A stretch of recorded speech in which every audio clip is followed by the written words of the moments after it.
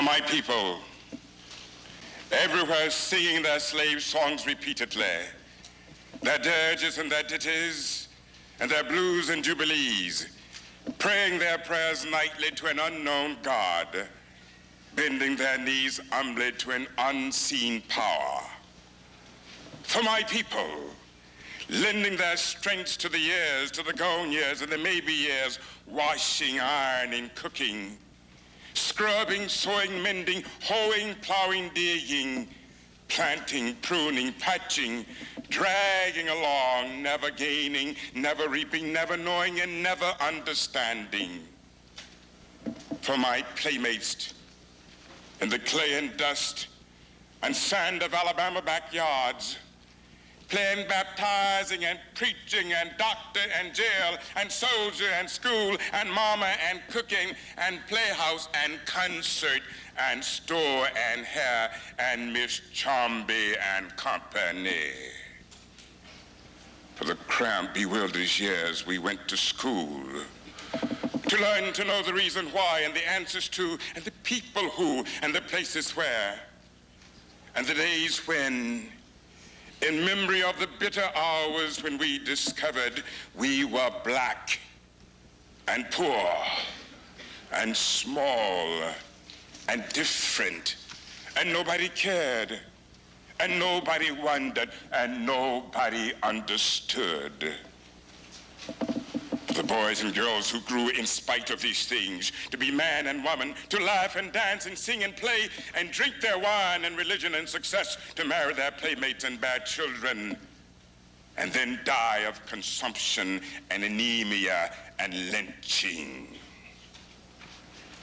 For my people thrown in 47th Street in Chicago, and Lenox Avenue in New York, and Rampart Street in New Orleans, lost, disinherited, dispossessed, and happy people filling the cabarets and taverns and other people's pockets, needing bread and shoes and milk and land and money and something all our own. For my people walking blindly, spreading joy, losing time being lazy, sleeping when hungry, shouting when burdened, drinking when hopeless, tired and shackled, and tangled among ourselves by the unseen creatures who tower over us omnisciently and laugh. For my people blundering and groping and floundering in the dark of churches and schools and clubs and societies, associations and councils and committees and conventions, distressed and disturbed and deceived and devoured by money-hungry, glory-craving leeches, preyed on by facile force of state and fad and novelty, by false prophets and holy believers. For my people standing, staring, trying to fashion a better way from confusion, from hypocrisy and misunderstanding, trying to fashion a world that will hold all the people, all the faces, all the Adams and Eves and their countless generations. Let a new earth rise. Let another world be born. Let a bloody peace be written in the sky. Let a second generation full of courage issue forth. Let a beauty full of healing and strength of finer clenching be the pulsing in our spirit and in our blood. Let the martial songs be written. Let the dirges disappear. Let a race of men now rise and take control.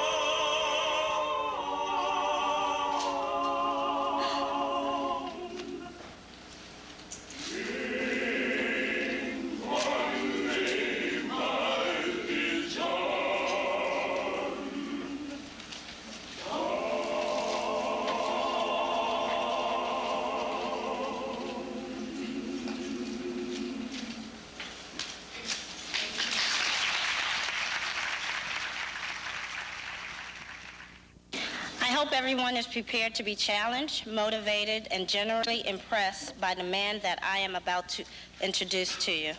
But first, it is my honor to set the tone of his appearance here this afternoon. I think that introductions were intended to give more than just an abstract ideal of the person being introduced, and in that light, I will now share with you the ABCs of Edison O. Jackson. The first letter of the alphabet is A, so let's begin there.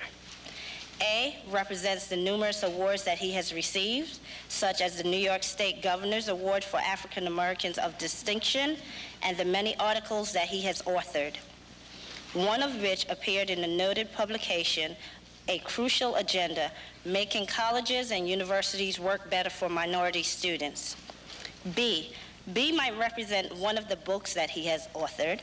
C is definitely representative of his children. He is the proud father of 2 young adults, 1 daughter and 1 son.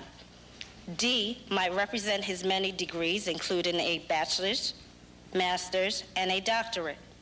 E is inevitable, represents his invigorating role as an educator of distinction, having served in the field of education for the greater part of 20 years. F is for his fraternity of men to which he belongs that is committed to community service. Phi Beta Sigma fraternity. G is the one that I believe he is most proud, and it represents the proud grandfather of 1. H would represent his hometown, Heathville, Virginia. I is indicative of his interactive mindset. It is not uncommon to see the president of this college strolling the halls and calling students by name. J represents his dedication to jogging. He loves to jog. He is a true believer in a healthy mind and body. K best represents his keen senses, his kindness and kinship with those he loves, his people. That's you. L symbolizes his leadership in the learning arena. As president, he has turned his college around to the rising star that it is today. M is for motivator, and I will allow his speech today to motivate you. N represents his no-nonsense approach to success. No excuses, no lies, no alibis, and that's that. O may best represent his official capacity as a skilled and effective orator. P represents his philosophy on life. If you can conceive it and you can believe it, then you surely can achieve it. Q is easily representative of his quite qualitative analytical study of problems and the resulting presentation of solutions. R represents his readiness to serve. As a matter of fact, he currently holds memberships on a number of civic, educational, and community organizations. S serves to represent his deep spiritual beliefs. T represents his ongoing belief in transformation. U represents the many years of union and marriage to his lovely wife. V is undoubtedly representative of the vision with which he leads and motivates. W represents West Indies. He does have heritage of the West Indian background. X, now this one was kind of hard. X to the 3rd power. Many of you might not know this, but the symbol X to the 3rd power represents the word Christian in Greek dialect language. I looked that one up. Y represents youth. He is a true believer of the youth of today.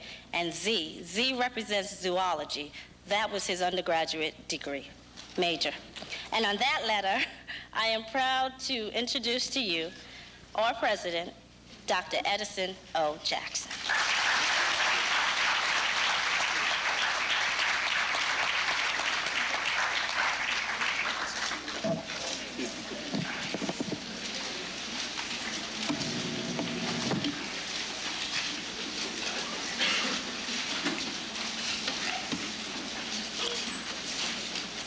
To the class of 2002 and beyond, doesn't that have a marvelous ring to it? the class of 2002 and beyond. To Vice President Davis, to Professor Barton, the coordinator of the Presidential Lecture Series, and to Dr. Gail Gibson, the director of the freshman year program. Thank you so very much for that wonderful and creative introduction. Certainly it is a wonderful way to be introduced, and I'm forever will be indebted to you for such creativity.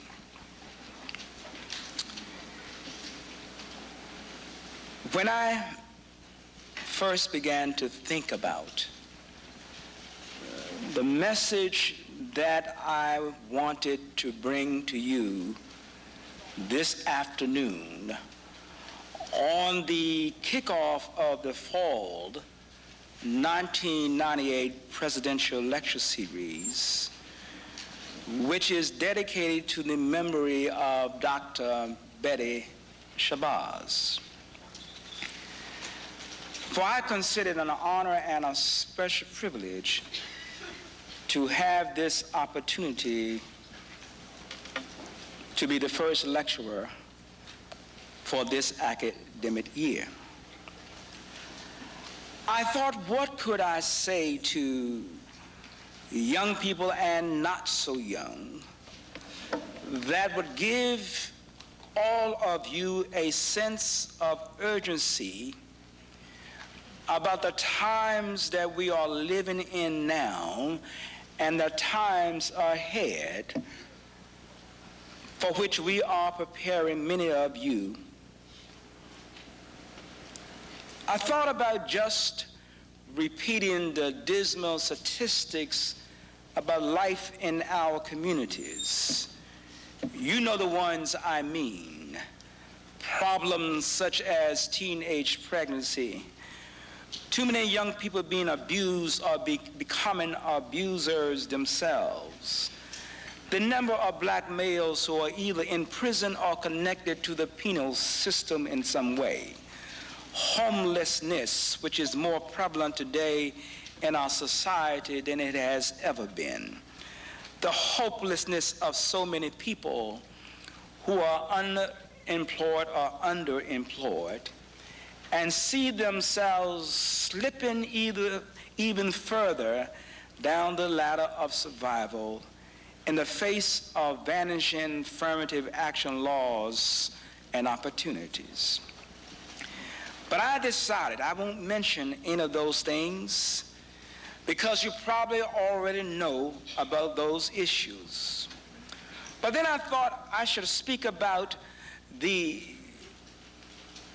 stabilization of the family or the disintegration of the black family, and how, if we don't learn how to reconnect ourselves, we will become even more fragmented as the world constricts and the fight for resources intensifies. Our rush to thoroughly immerse ourselves into the larger society has left us vulnerable, open to attack, and weakened as a people. As a result, we have lost control of many of our young, and they in turn have lost control of themselves. Using drugs, dropping out of school, often leads to a life of crime. Sometimes we have a habit of excusing their behavior because the psychologists have told us that they are a wounded generation, confused about who they are and where they are going. Maybe this is so, but these are the uncertain times for us all, and our young people above all else. They must stop being confused if they're going to make it in the 21st century. But nobody has to tell you that. And to reiterate all of these things will be like speaking to the converted. So I thought, what could I say this afternoon that would lift your spirits, challenge your minds, and inspire you in creating a confidence to win and to help you develop success for yourselves. So as I speak this afternoon, I would like for you to superimpose upon your life what I will be sharing with you and see whether or not it has any implication for where you are going. So I want to speak this afternoon about empowerment, your own personal empowerment. That is the act of giving yourself permission to be successful, the ability to give yourself the authorization to overcome obstacles and emerge victorious. Do you know that there is a formula that you can follow that can just about guarantee that you will accomplish anything that you set out to do? This formula is foolproof, and it will work for almost any situation. It is a plan that can help you reach the top and attain whatever your vision of success may be. The formula, simply put, is this: if you want to be successful, you must first conceive of what you want, then believe that you have it, and finally put all your energies into achieving it. The central thought then this afternoon is: conceive it, believe it, and achieve it. The haves and the have-nots.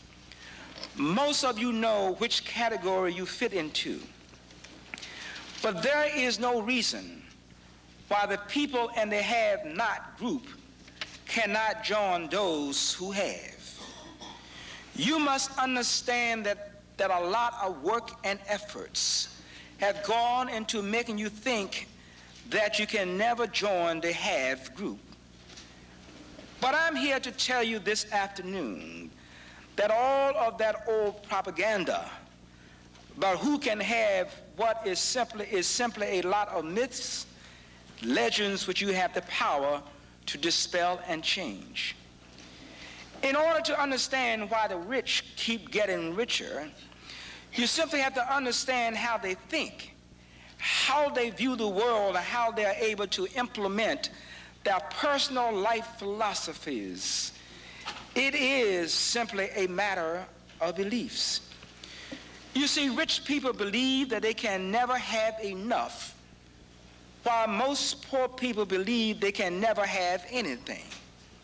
Therein lies the difference between the two groups.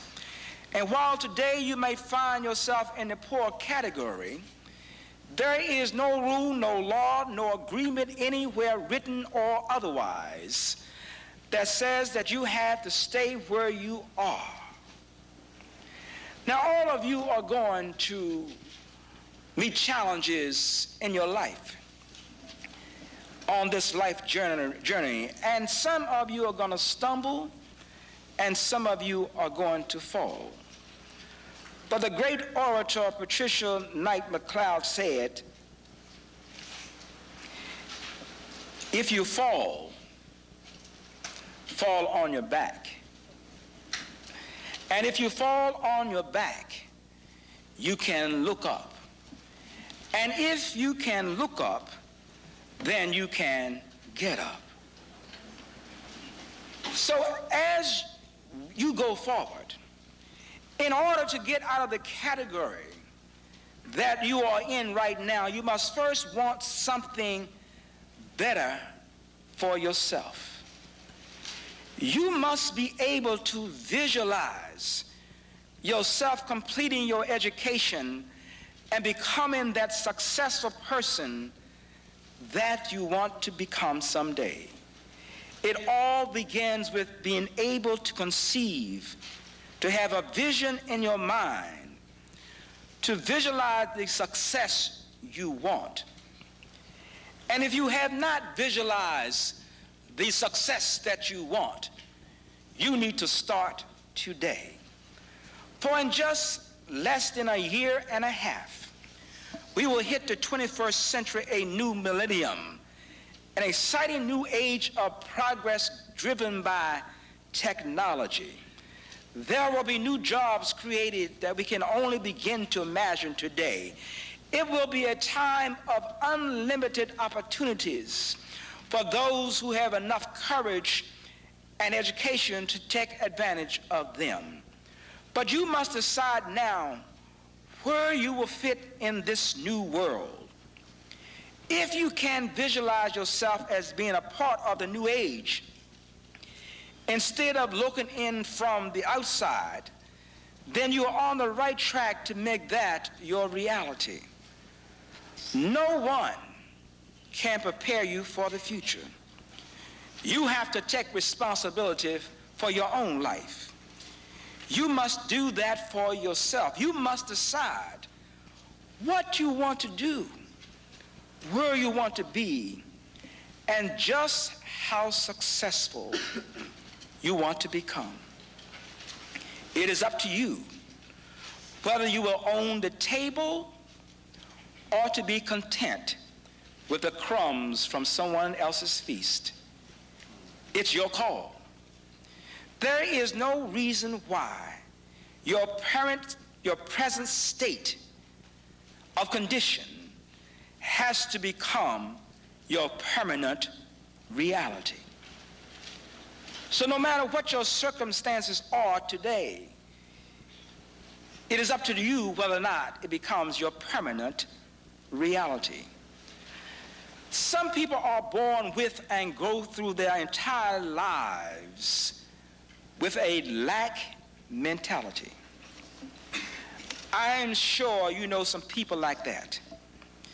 They are always complaining about what they don't have, why they can't get ahead, how unlucky they are, how everyone they know is always trying to keep them from having the things they want, how they never get a break, and so on and so on.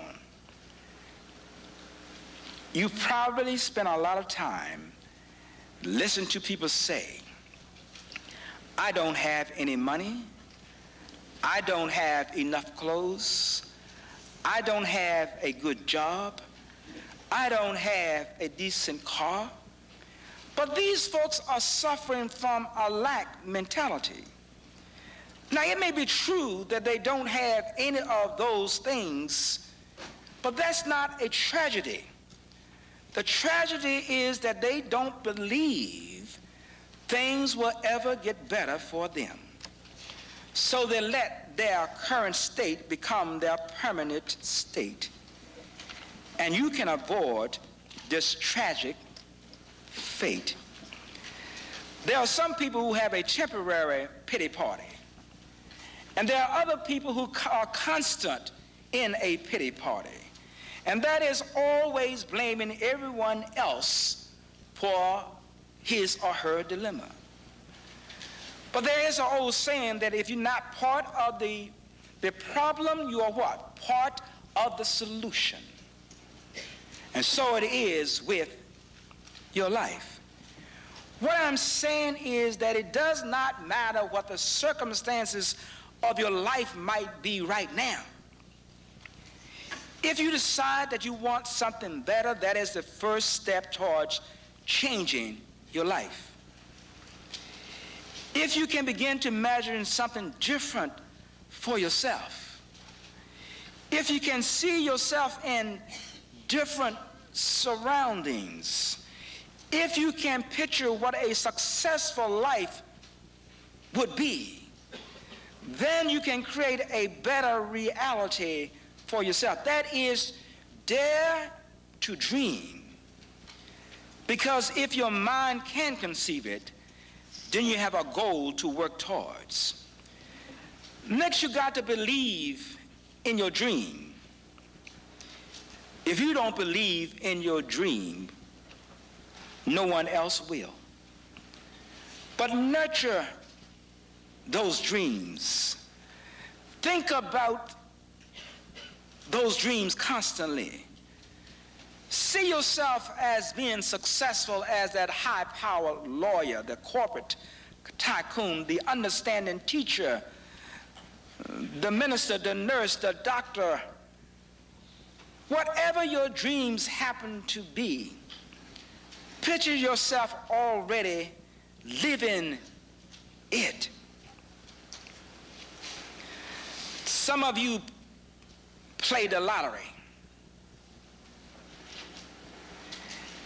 And as you're playing the lottery, when there's $30 million pot, you begin to dream about what you would do with this money, right? Just as you dream about what would I do with this $30 million, your mind begins to play and run in terms of what are the possibilities if I had $30 million. Now, the likelihood is you're not going to win. But if you take the same methodology, what would it be like to have an associate degree, a bachelor's degree, a master's degree, and a doctorate degree? What would it be like to be successful in life? Dreaming and believing. You know, almost from the time we are born, we start to dream about what we will become later in life. Now, those of you who have children know that children are great at visualizing what they want to become when they grow up. If you ask a 5 or 6 year old youngster, what are you going to be when you grow up? They will tell you without any hesitation and with a sense of pride, I want to be a fireman, a policeman, a doctor, a teacher. And in their young minds, all of these things at that point are possible. They've learned to dream. But as we get older and are confronted by reality, we lose our ability to dream, and our belief in the possibility dies. Instead, we only see what we believe to be the impossible. Some of us, however, never forget or lose our childhood dreams and go on to accomplish the things we always dreamed we would. Sadly, that does not happen for enough of us. As we get older, we end up listening to all those who tell us we can't do it, or we can't be that, for one reason or another. But today, I'm asking you to change your way of thinking, to change your mind, if you will, so that you can change your life. See, if you don't change your way of thinking, then your life will continue to be the same. If you continue to do the same things that you always have done, then the results will always be the same. It is a known fact that you can accomplish just about anything you want to in life. It may not be easy. There may be hardships involved, stumbling blocks in the road of disappointments, discouragement. But if you hang in there, you can succeed if you believe you can. And there was a song in the 60s that goes like this: you can make it if you try. It's another fact that you can do just about whatever you want to do with yourself and with your life, provided you know what it is you want, and provided you want it with all your heart. You see, you can't be faint-hearted and not resolve if you want to achieve. You must give up all of your negative thoughts, your negative reinforcement, and your negative beliefs. And sometimes you have to get out of the situation that you find very negative. That is, if you find that all your friends are talking about negative kinds of things and you are trying to go positive, it makes it much more difficult. So sometimes you not only have to change your thinking, but you're also going to have to change your associations. Because if you don't change your associations, no matter how powerful you think you are and how straight you are on your pathway, there's a possibility that your associates will cause you to stumble and detour. If you don't believe it, just live a little longer. Some of you, I'm sure, are beginning to feel some pressure from your friends and your associates because you are now a college student. And if you haven't felt it yet, just keep going. Because as you learn more about the world and the possibilities, you begin to see more clearly the possibilities. And some of the things that you may have been doing, you'll find that's not appropriate in terms of allowing me to move along my journey. Do you know that there is no adversity, no difficulty that can be a barrier to you if you truly believe in yourself and your ability to accomplish anything?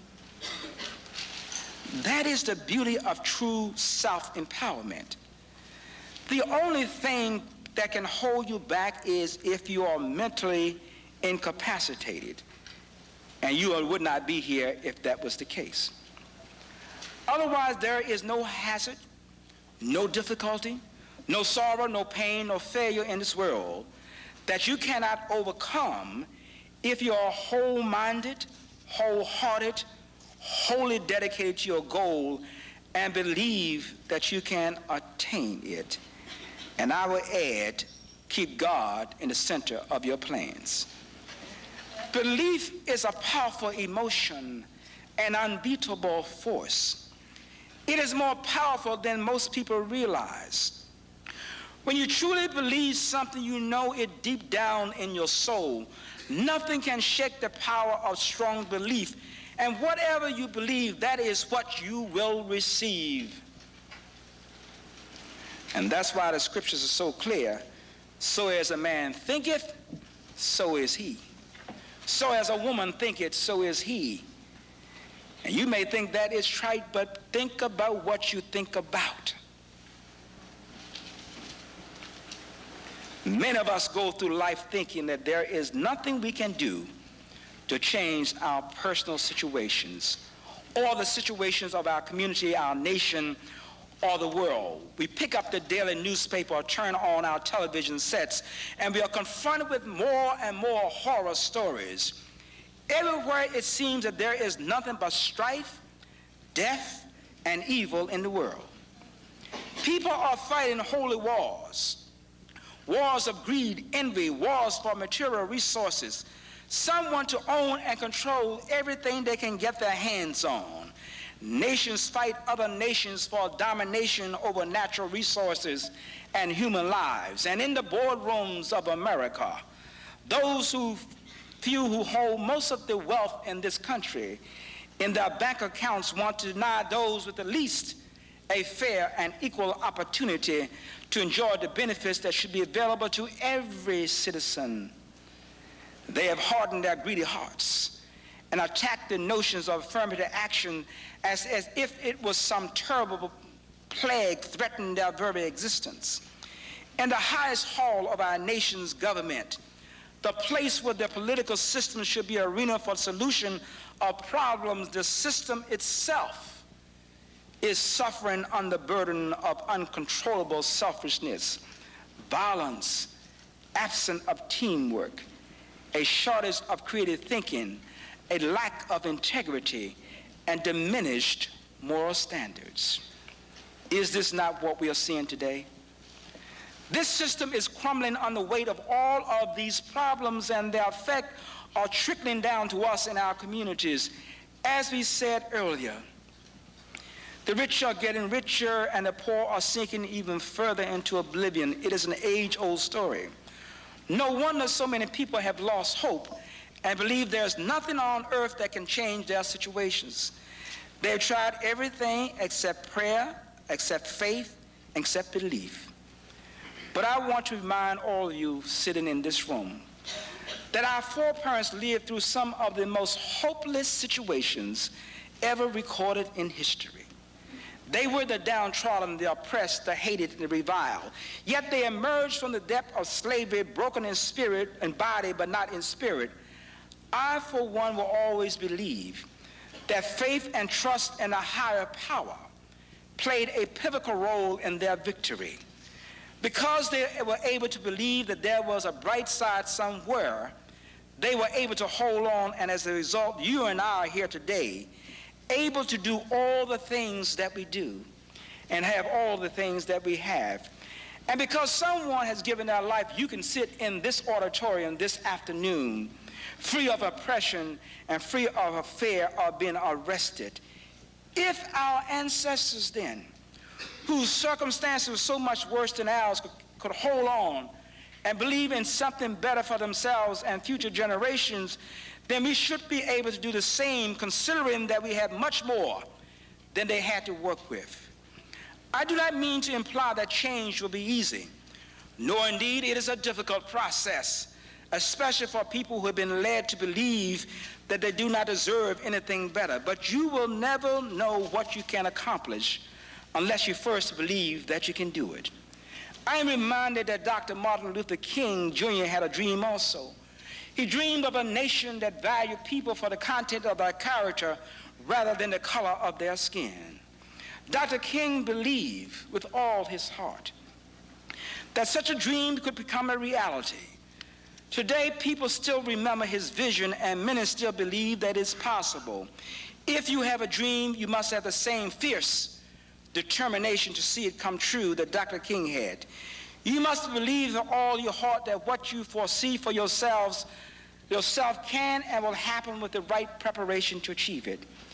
Victor Hugo, a great writer, once said that progress is a goal of mankind.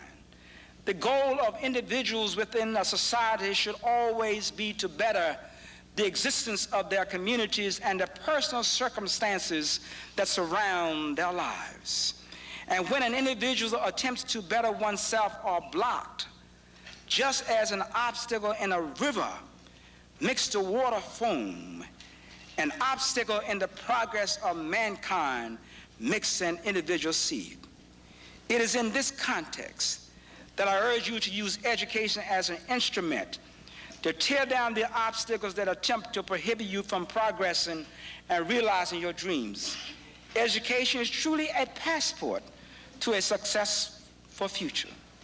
Some might say that the easiest part of the formula for success that I have given you today is conceive of what you want and to believe in it. But the hardest part, however, might be in achieving it. You have to give up something to get something.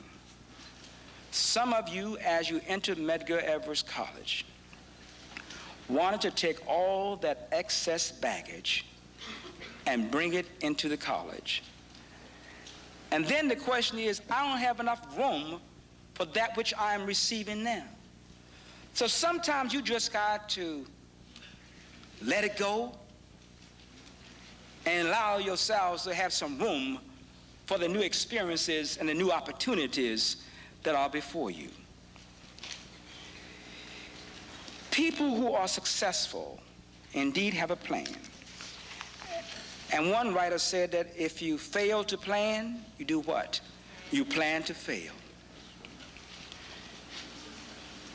Have you seen some folks that they just are happy-go-lucky? That nothing matters. Whatever comes, let it come. And what happens? They are just drifting along life journey by the forces that come their way. You can change your destiny. You either get changed and move forward, or you slide backwards. See, circumstances and life are such that you can't stand still. A no decision is a decision. Think about it. A no decision is a decision. If you don't make a decision, somebody else will make it for you. Circumstances will make it for you. Trials and tribulations will make it for you. Sometimes there's fear when you're traveling the unknown. But think of all the times you went places and you didn't know how to get there, but you decided, I know the destination. And I have reasonably plotted out the route, and I should get there. Every time you go around the corner, you don't know what's around there, right? You hope that whatever is around there is for your good. But you don't stop going around the corner. Reaching any goal requires discipline, hard work, and most importantly, a positive attitude. Even if you have been a negative person all of your life, you can change from a negative to a positive and begin to enjoy all the blessings that follow such a change. Now let me ask you a question. Are you a negative person? Are you always complaining and talking about this and that, and always talking about what you don't have or what somebody else has done to you? Is that your pattern of speech?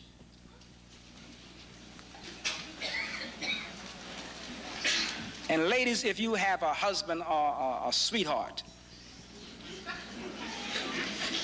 if you are always talking the negative,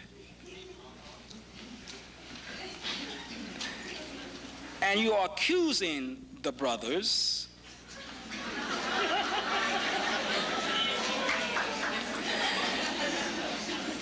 they very well may say, since I've been accused of it, I may as well do it.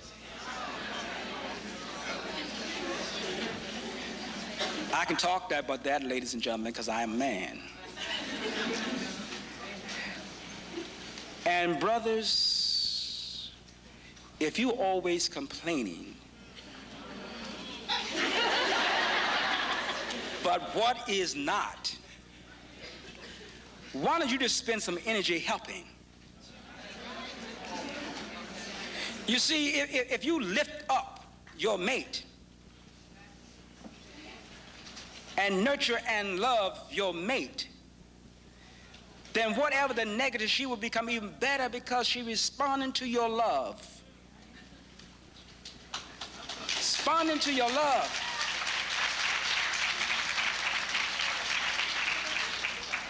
But see, if you speak negative behavior will be your reality. And so it is with your studying here at Medgar Evers College. If you approach education with a negative attitude, the likelihood is that you're not going to achieve and have the measure of success that you could have if you dispense with the negative thinking. You see, the society wants us and wants you to think negatively about yourself and who you are and who you belong to and where you come from, Because if you do that, then you will destroy yourself and others as well. Because see, if you love yourself, you are not going to hurt yourself. If you love your community, you are going to respect your community. And you are going to lift up your community.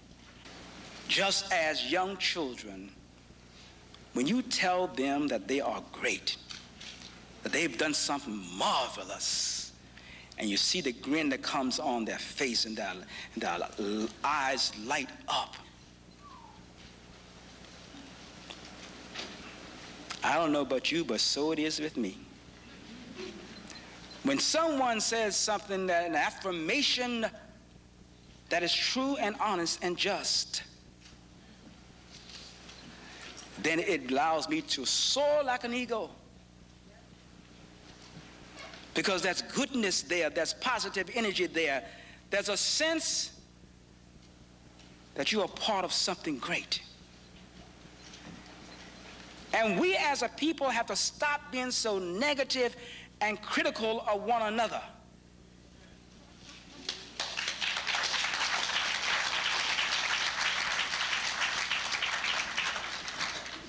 How can we reach the stars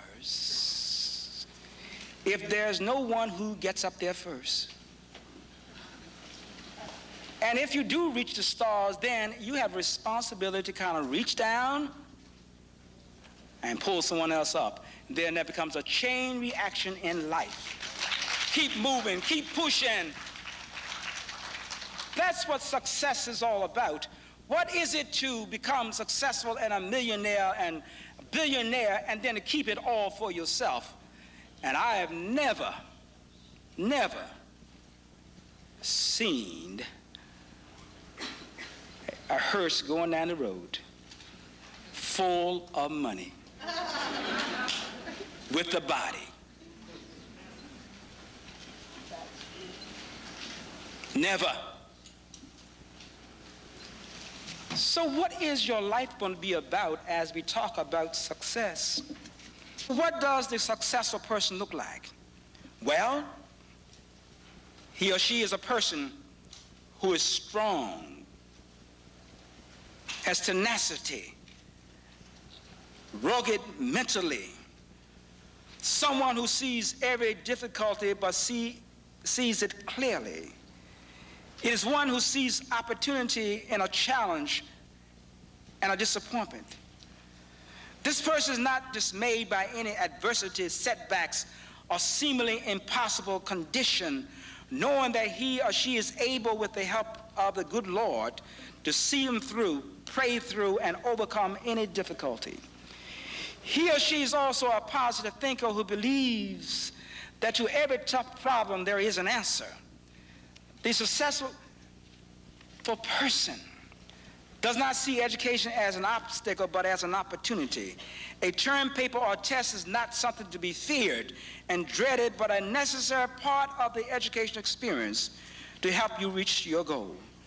You must understand that success is not for the weak or those who are not willing to work for it. On the contrary, it is for those who are strong in faith, strong in thought, and strong in character. If you are thinking that you do not possess all of those characteristics and therefore do not fit the profile of a successful person, then I say to you that you will be surprised how quickly you can acquire them once you have made up your mind that nothing will stop you from reaching your goal. Think of the success as the opposite of failure. A failure is a disbeliever, one who's full of self-doubt, gives up when confronted with difficulty. The failure, by embracing hopelessness, shuts off the flow of one's creative power. In short, a person who becomes a failure tends to see failure and thereby to cause his own failure. By contrast, the successful person is endowed with self-confidence, rises to the occasion when the going gets tough. The successful person draws upon his faith in God and himself to open wide the channels of inflow and power and creativity that produce amazing results. He or she imagined the possible vision, thereby attracting success in all that they do. The first thing that you must do to create your profile of success is to begin to entertain positive ideas about small things. Change the way you confront challenges by changing your thought process. Bombard your mind with positive affirmations such as, I can. It's possible. Everything will turn out. This too shall pass.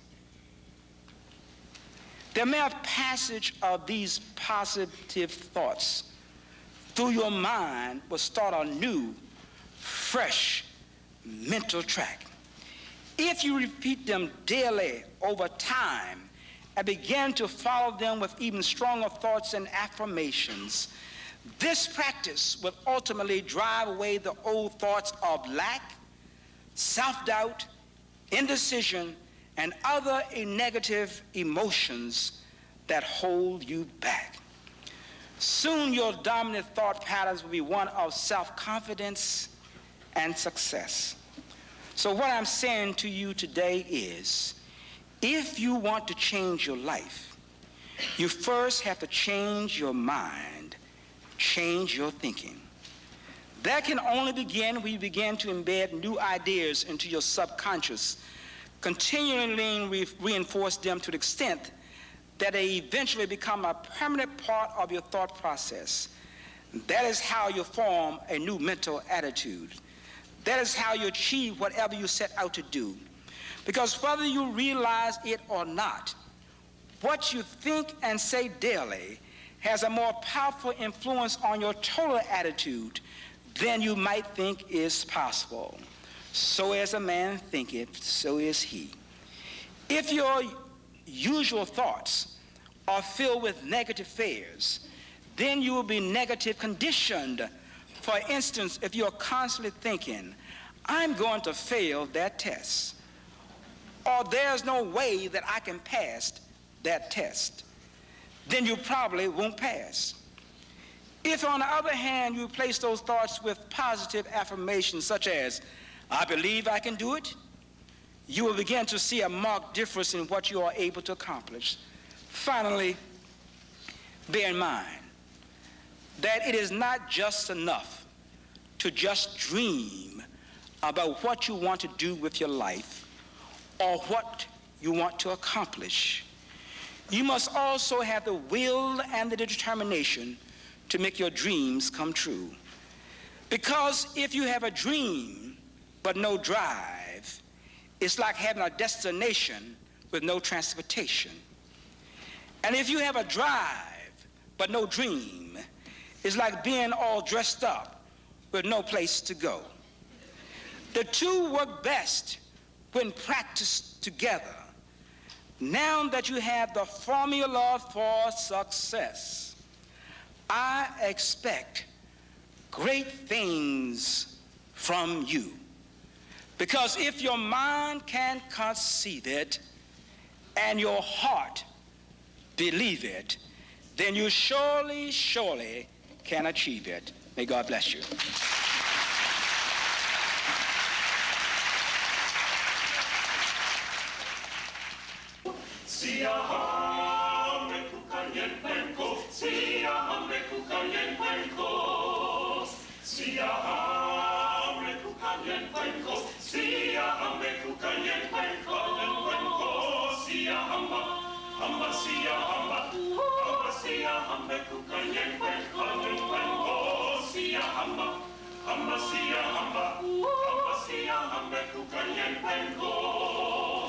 We are marching in the light of God. We are marching in the light of God.